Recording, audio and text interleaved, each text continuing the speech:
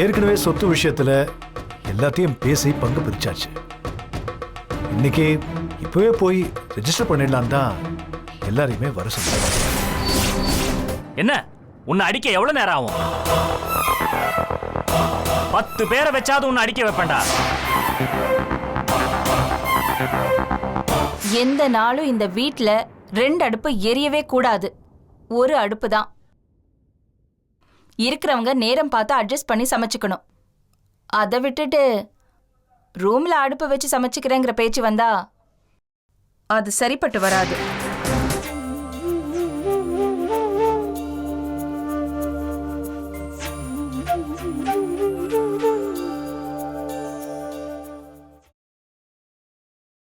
உங்க அப்பா என் மேல கை வச்சதான் நான் சும்மா விட மாட்டேன்.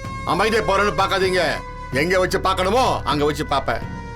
நாங்களும் விட போறதில்ல. உங்க பொண்ணு பண்ணிருக்காளே பெரிய கூத்து, அதுக்கு சரியான பதிலடி கொடுப்போம். அப்ப எல்லாம் கதற போறீங்க பாருங்க. அதையும் பாத்துருவோம். இந்த பருப்பெல்லாம் என் பொண்ணுகிட்ட வேகாது. என்ன 4 டிவியை கூப்பிட்டு எல்லார்கிட்டயும் பேசி மக்களுக்கு தெரிவிச்சா எல்லாரும் வந்து காப்பாத்திடுவாங்களா? இன்னைக்கு ஒண்ணு நாளைக்கு ஒண்ணுன்னு பேசுற கூட்டம் இந்த கூட்டம். ஒரு பயம் வரமாட்டான். வராங்களா வரலையாங்கிறது நடக்கும் போது தெரியும். என் பொண்ணு பக்கம் நியாயம் இருக்கு. அவளை தொட்டு கூட பார்க்க முடியாது. அப்படியா? அதையும் பாத்துடலாம். என்னாச்சு? என்னம்மா வீட்டுக்கு வந்து உங்ககிட்ட என்ன தகராறு? வேண்டுதல் எங்களுக்கு. ஏங்க சத்திர சாவடி மாதிரி ஆளுக்கு நடு வீட்ல வந்து உட்கார்ந்துட்டு இருக்காங்க. நீங்களே எங்க கிட்ட ஒரு வார்த்தை சொல்ல மாட்டேங்கிறீங்க. என்னங்க நினைச்சிட்டு இருக்கீங்க? ஏய், வாயை மூடிட்டு பேசாம இருக்கியா? ஆமா, உன்னை என்ன கண்டிக்கிறதுக்கு கரெக்டா வந்துருங்க. மா ஒரு நிமிஷம் பேசாம இரு. மீனாட்சி, மீனாட்சி. அது வரேங்க.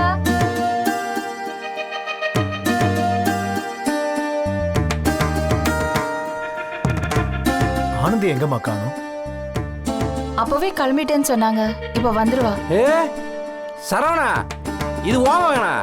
என்ன இருக்க வளர்ந்துகிட்டே இருக்கான். நல்லா இருக்கியாடா? நல்லா இருக்கேன் மாமா. மாமா நண்பனை கூப்பிடுறா. ரொம்ப சந்தோஷமா இருக்கா. நல்ல வயலா இருக்கிறியாடா. எப்படியோ நீ அது நல்ல வயலா இருந்து பொழைச்சுக்கடா. ஹலோ, உங்க வேலையை மட்டும் பாருங்க. இந்த நக்கல் பேச்சு பேசுனீங்க அப்புறம் அவ்வளவுதான். ஏய், நான் ஏதோ ஒரு பேச்சு வாக்கல சொன்னேனாப்பா. அது ஒரு தப்பா? ஆமா சண்முகம், எங்க உங்க பிள்ளைய காணா? பாப்பா எங்க? ரூம்ல தான் இருக்கா. கனகா, கனகா இங்க வாமா. வாங்க வாங்க. வாங்கடா வாங்கடா. நல்லா இருக்கியாடா? நல்லா இருக்கேன். சூப்பர்ரா சூப்பர்ரா. அடுத்த தலைமுறை பார்க்கும்போது மனசுக்கு ரொம்ப சந்தோஷமா இருக்கு. இந்த பையல மாமா அன்போடு கூப்பிடுறான். என்னம்மா சீக்கிரம் வந்துட்ட? பெரியம்மா ஃபோன் பண்ணி வர சொன்னாங்களா, அதான் ஆபீஸ்ல இருந்து சீக்கிரம் வந்துட்டேன். சரிம்மா. என்னாச்சுக்கா? உங்க எல்லாரையும் இங்க வர சொன்னது இத்தனை நாளா இருந்த ஒரு விஷயத்தை இன்னைக்கு முடிச்சு வைக்கிறதுக்காக தான்.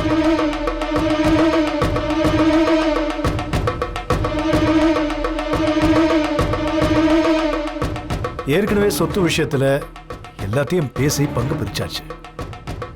இன்னைக்கு இப்பவே போய் ரெஜிஸ்டர் பண்ணிடலாம் தான் எல்லாரையுமே வர சொல்றாங்க.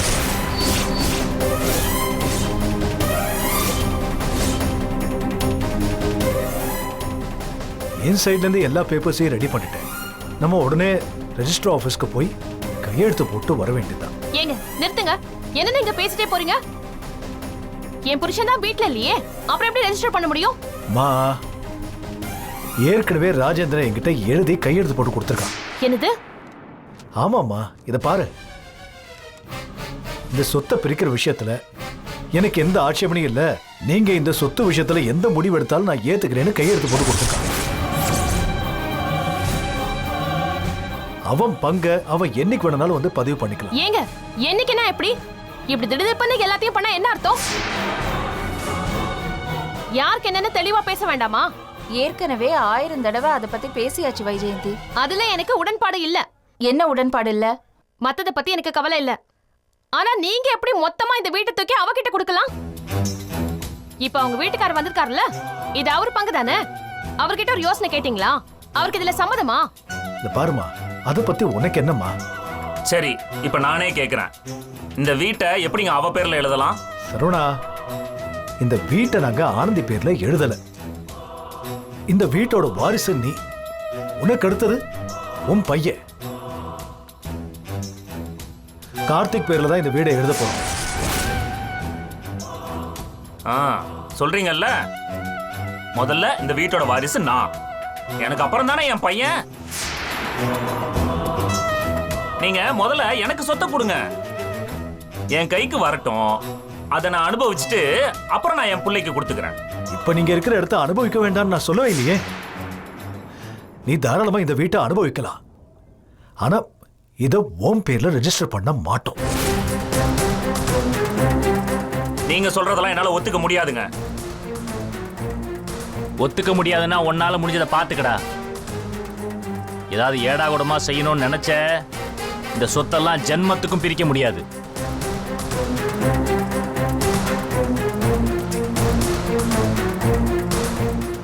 நீ தலைகீழ நின்று தண்ணி குடிச்சாலும் எதுவும் நடக்காது. ஒருவேளை நீ ரவுடித்தனம் பண்ணி காரியத்தை சாதிக்கலாம் நினைச்ச, அதுக்கு மேல நான் போவேன், ஆளை வச்சு ஒன்ன அடிப்பேன்.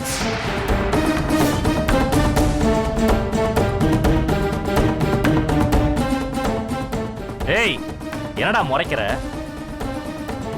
நானும் பார்த்துக்கிட்டே இருக்கிறேன், என்னமோ யாரை பார்த்தாலும் கை நீட்டிட்டு தெரியுற. கோபம் உனக்கு மட்டும் தான் சொந்தம் நினைச்சியா?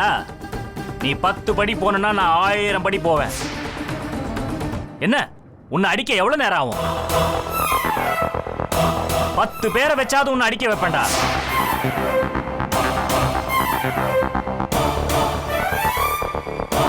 இல்லையா சட்டப்படி போகணுமா? அதுக்கும் தயார்.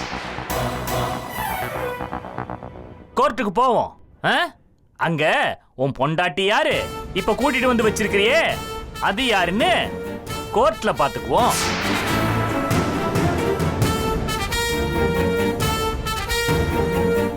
அதுக்கு பதில் சொல்லிட்டு அத பைசல் பண்ணிட்டு உன் சொத்தை நீ வாங்கிட்டு போப்பா. யோ என்னையா உன் பேர்ல கடை வந்துருச்சுன்னோன ஜாலரா போடுறியா? சீ, உன்ன மாதிரி சில்லற புத்தி இல்லடா எனக்கு. இந்த நிமிஷம் கூட சொல்றேன், எனக்கு அந்த கடை வேணாம். அண்ணனே எடுத்துக்கிட்டோம். நான் எதையும் எனக்கு வேணும்னு கேட்கலையே. அவர் இஷ்டப்படி எனக்கு கொடுத்துருக்காரு, அதை நான் கட்டி காப்பாத்துவேன். நீ ரொம்ப நாளா இப்படிதான் மிரட்டிட்டு தெரியுற, என்னன்னு பாத்துருவான்டா. சரவணா, இந்த சொத்தை பிரிக்க கூடாது, நீ ஏதாவது செஞ்சுன்னு வச்சுக்குவேன், அப்புறம் நாங்கள்லாம் உனக்கு எதிராக தான் செயல்படுவோம். நான் இருக்கேன், சமூக இருக்கா, அப்படி உமா இளங்கோவெல்லாம் எங்க பக்கம் தான் இருக்காங்க. எல்லாரும் ஒன்னா சேர்ந்துக்கிட்டு உனக்கு எதிராக என்ன செய்யணுமோ அதை நாங்கள் செய்வோம்.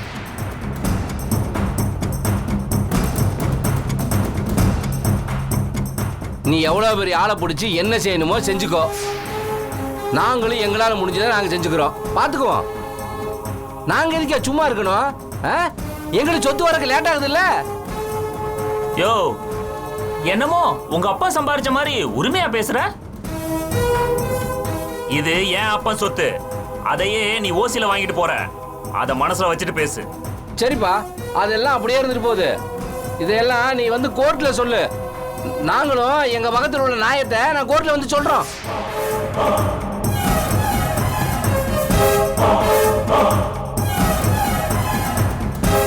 சரவணா, நான் இந்த வீட்டை ஆனந்தி பேர்ல எழுத போறதில்லை. பையன் பேர்ல மைனர் உயில எழுத போறோம். அதுக்கு கார்டியன் ஆனந்தி, அவ்வளவுதான். மத்தபடி இது ஆனந்தி சொத்தா இருக்காது. அப்ப அதுக்கு கார்டியனா என் பேரை போடுங்க. இந்த பாரு சரவணா, நாங்க எதுவுமே உனக்கு கொடுக்க கூடாதுங்கிற எண்ணத்துல இல்ல. உனக்கும் சில சொத்துக்களை கொடுக்கலான்னு முடிவெடுத்திருக்கோம். உனக்கு என்ன வேணுமோ நீயே நியாயமா கேளு, அதை கொடுக்கறதுக்கு நாங்க தயாரா இருக்கோம்.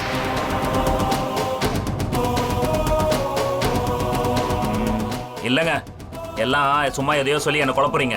என்ன? என்னால இதெல்லாம் ஏத்துக்க முடியாது.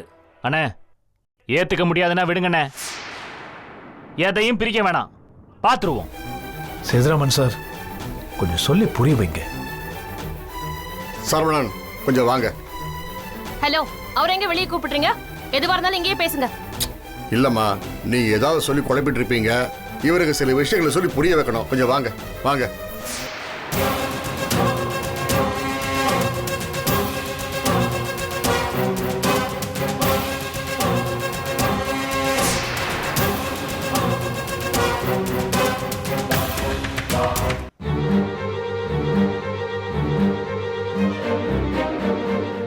சரவணன், நீங்க என்ன சொல்ல போறீங்க எனக்கு?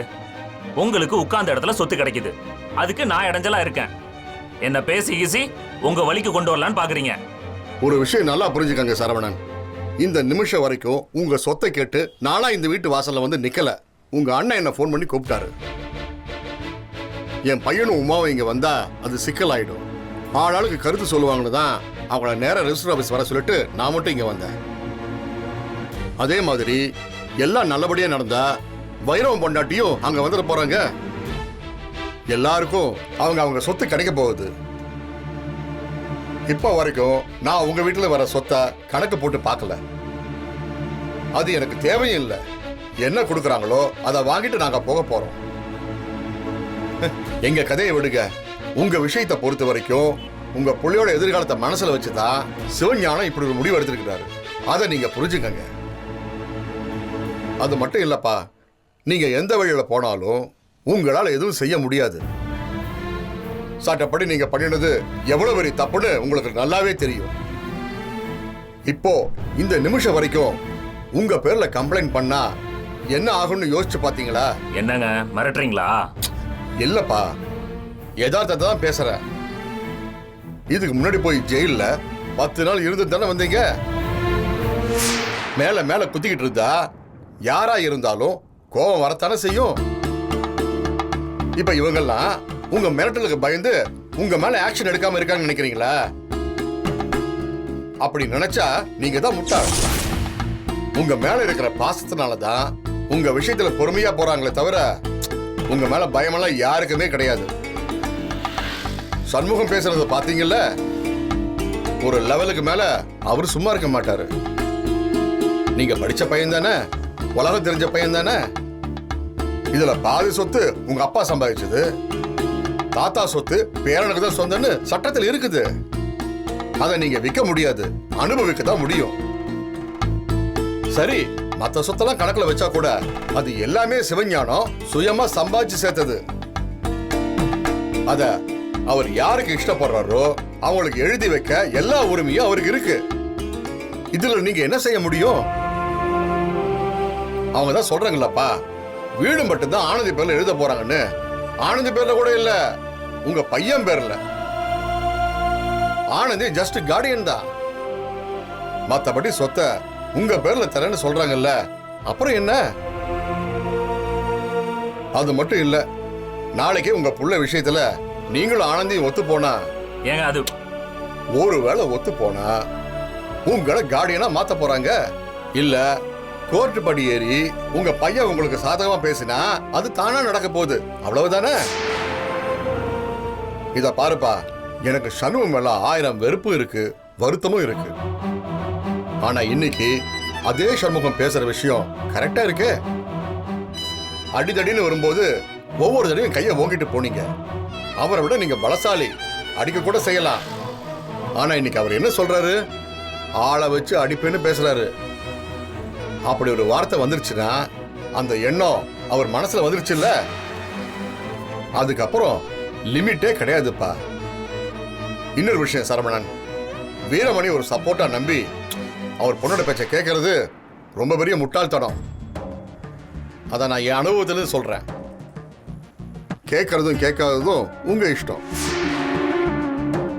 இத பாருப்பா, ரொம்ப யோசிக்காதீங்க. நாம சம்மதிச்சாலும் சம்மதிக்கலானாலும் அவங்க அவளுக்கு பிரிச்சு கொடுத்த சொத்தை அவங்க அனுபவிக்கத்தான் போறாங்க.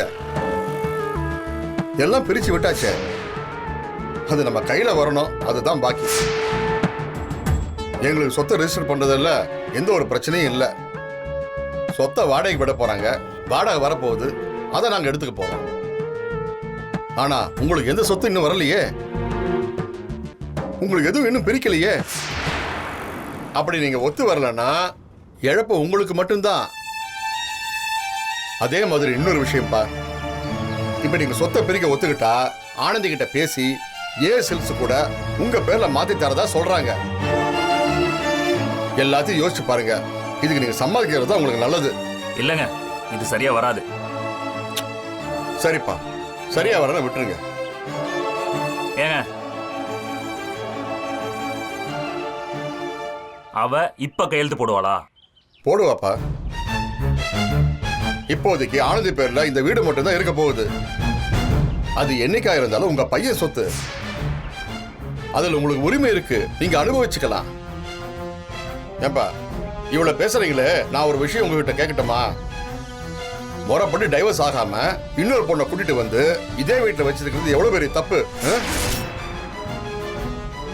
நியாயமா நீங்க என்ன செஞ்சிருக்கணும்? முறைப்படி டைவர்ஸ் வாங்கி ஆனந்தி அவங்க வீட்டுக்கு அனுப்பிட்டு அப்புறம் அந்த பொண்ணு இங்க கூட்டிட்டு வந்திருக்கணும். இல்ல டைவர்ஸ் பண்ற வரைக்கும் அந்த பொண்ணு இங்க கூட்டிட்டு வந்திருக்க கூடாது. அதை விட்டுட்டு எல்லா தப்பையும் நீங்க பண்ணிட்டு அடிச்சிருவன் பிடிச்சிருவன்னா அது எந்த விதத்துல நியாயம்? சட்டப்படியும் சரி தர்மப்படியும் சரி 100% தப்பு உங்க பேர்ல தான். ஏதோ பொறுமையா இருந்திருக்காங்க. ஆனா இப்போ எல்லாரும் உங்க மேல உச்சக்கட்ட கோபத்துல இருக்காங்க. இனிமேல் இந்த உருட்டல் மிரட்டலுக்கெல்லாம் யாரும் பயப்பட மாட்டாங்க. இதுக்கு மேல சொல்றது எதுவும் இல்லப்பா. நீங்க என்ன சொல்றீங்களோ அதை சொல்லுங்க.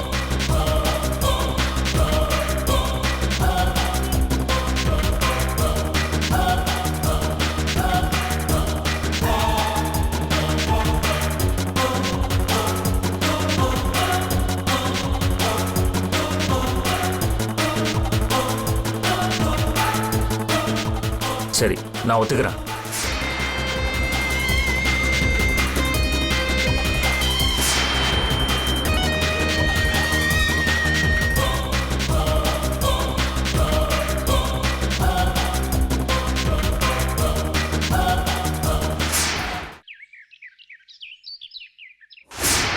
நான் பேசிட்டேங்க, சரின்னு ஒத்துக்கிட்டாரு. என்னது சரின்னு ஒத்துக்கிட்டாரா? என்னங்க இது? ஆமாமா, ஒத்துக்கிட்டாருமா. நீங்க சொன்ன மாதிரி ஏ செல்ஸ் அவர் பேர்ல எழுதி வச்சிருங்க. நீங்களே சொல்லுங்க. அந்த கடைக்காக எங்க அப்பா பணம் எல்லாம் போட்டிருக்காரே. என்னம்மா அந்த கடையை வச்சு நீ என்னமா பண்ண போற?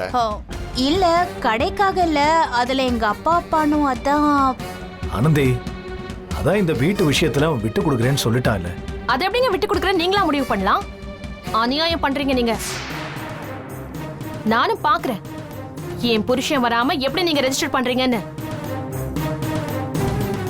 அந்த ஆள் தான் இல்லையே, அப்புறம் எங்க இருந்து போடுவாரு கையெழுத்து? ஒன்னும் நடக்க போறது இல்ல. வைஜெயந்தி, போதும். ஆனந்தி, உனக்கு இந்த கடை வேண்டாம், கையெழுத்து போட்டு கொடுத்துரு. சரிக்கா. வீடு உன் பையன் பேருக்கு வரும், அதை பராமரிச்சு வச்சுக்கோ. அப்புறம் இன்னொரு முக்கியமான விஷயம், ஏற்கனவே பேசின மாதிரி யார் யார் விருப்பப்படுறாங்களோ அவங்கெல்லாம் இங்க இருக்கலாம். ஆனா ஒண்ணு, எந்த நாளும் இந்த வீட்ல 2 அடுப்பு எரியவே கூடாது. ஒரு அடுப்பு தான். இருக்கிறவங்க நேரம் பார்த்து அட்ஜஸ்ட் பண்ணி சமைச்சுக்கணும். அதை விட்டுட்டு ரூம்ல அடுப்பு வச்சு சமைச்சுக்கிறேங்கிற பேச்சு வந்தா அது சரிப்பட்டு வராது.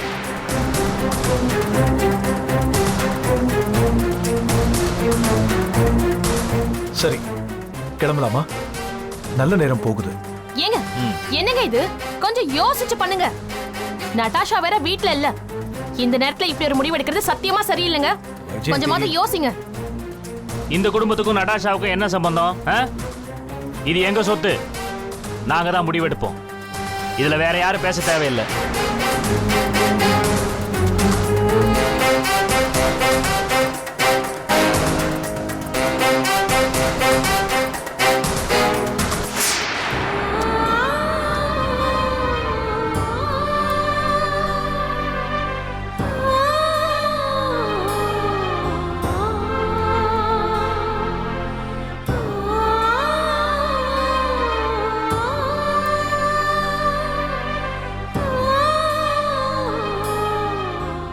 போலாமா? கிளம்பலாம். அக்கா நீங்க வரலையா? இல்லம்மா, நீங்க போயிட்டு வாங்க. கார்த்தி பெரியம்மா கூட இரு, நான் போயிட்டு வந்துடுறேன். சரிம்மா.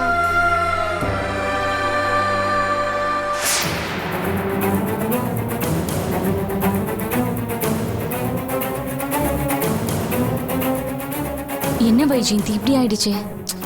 பேசாத. உன் புருஷன் அவ்வளவு தூரம் பேசுறாரு, நீ பேசாம குத்துக்கல் மாதிரி நிக்கிற. என்னை என்ன பேச சொல்ற? அவரை பத்தி உனக்கு தெரியாதா? ஏதாவது பேசினா அப்புறம் எல்லார் முன்னாடி வச்சு என்ன அடிப்பாரு. நான் என்ன செய்யறது? என்கிட்ட மட்டும் நல்லா பேசு. இப்ப எல்லாம் போச்சா? எதுவும் போகல. என் புருஷன் இல்லாம இவங்களால எதையும் ரெஜிஸ்டர் பண்ணவே முடியாது. அந்த ஆளு கையெழுத்து போட்டாதான் எதுவுமே செய்ய முடியும். இப்ப வீராப்பா போறாங்கல்ல, பாரு, மூக்கு உடைஞ்சு ஒவ்வொருத்தரும் வர போறாங்க.